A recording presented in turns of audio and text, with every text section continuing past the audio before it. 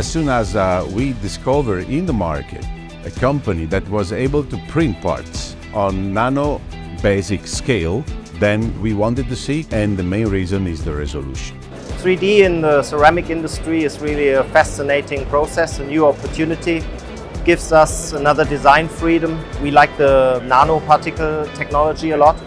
So it gives us a very good surface quality, good characteristics regarding porosity, density of the parts. I really like the XJet technology because it allows us to actually print with nanoparticles, because we feel we still have a really nice solution for making small, precise, complex metal parts. So there is the only one company that is able to provide such resolution needed for the aesthetical requirement that we have in fashion, accessories, as well in jewelry.